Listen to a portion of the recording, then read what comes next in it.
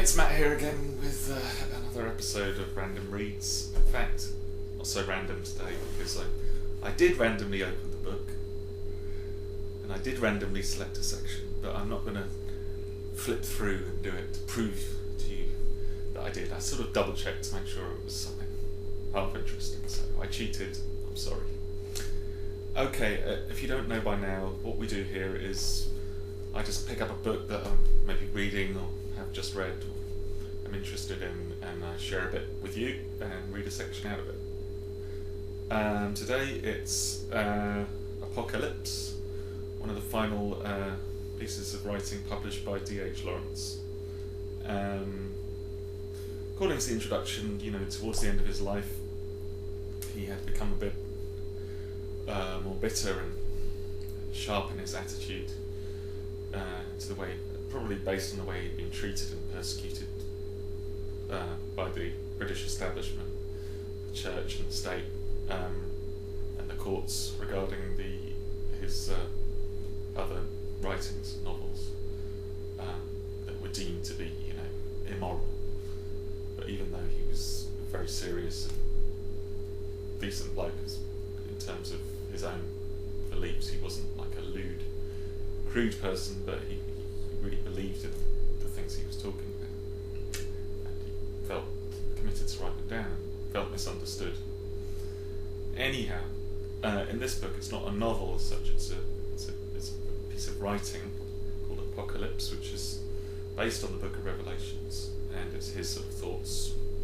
I guess it's a chance for him to write some of his sort of philosophies of what makes him tick, and what he believes about the way of the world.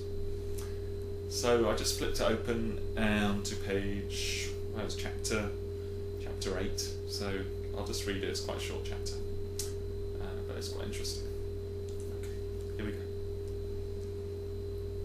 Man thought and still thinks in images, but now our images have hardly any emotional value.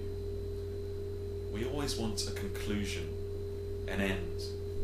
We always want to come, in our mental processes, to a decision, a finality, a full stop.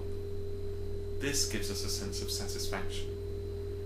All our mental consciousness is a movement onwards, a movement in stages, like our sentences, and every full stop is a milestone that marks our progress and our arrival somewhere.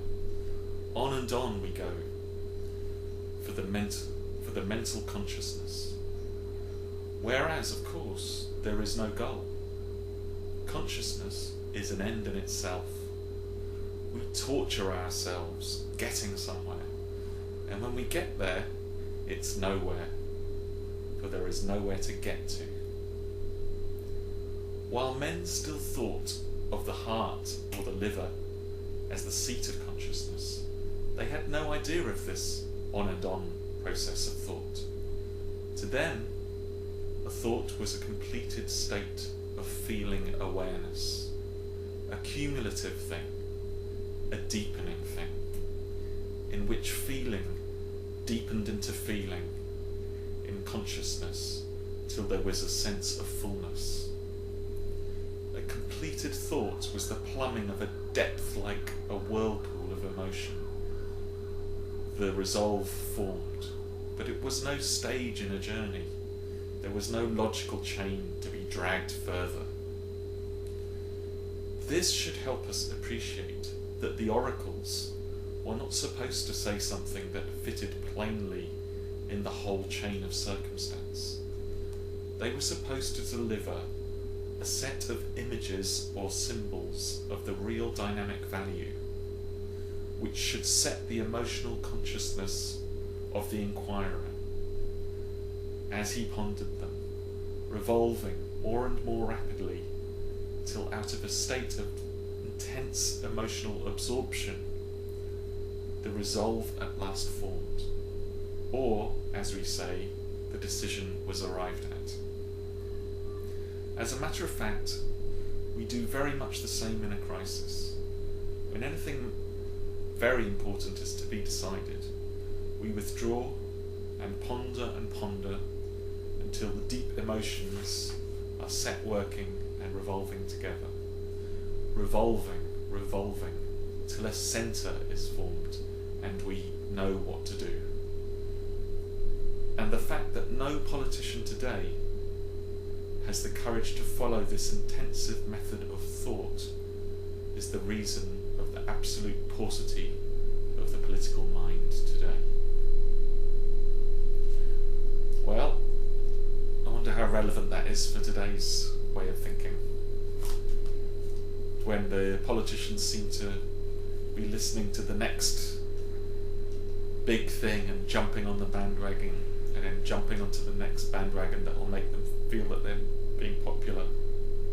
There's no deeper thought going on. There's just hopping from unresolved problem to the next unresolved problem. There isn't that deepness, is there?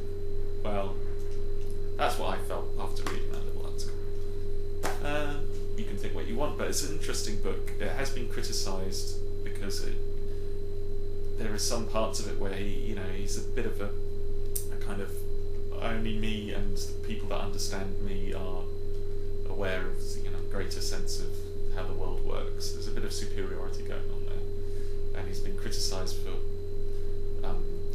disabusing, condemning kind of the poor and the ignorant. It's a bit of a sort of elitist tone to the book.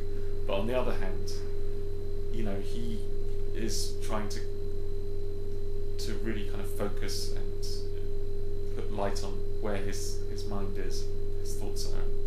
If that's the way it goes, then that's the way it goes. It's his own indulgence. Anyway, it's an interesting read, and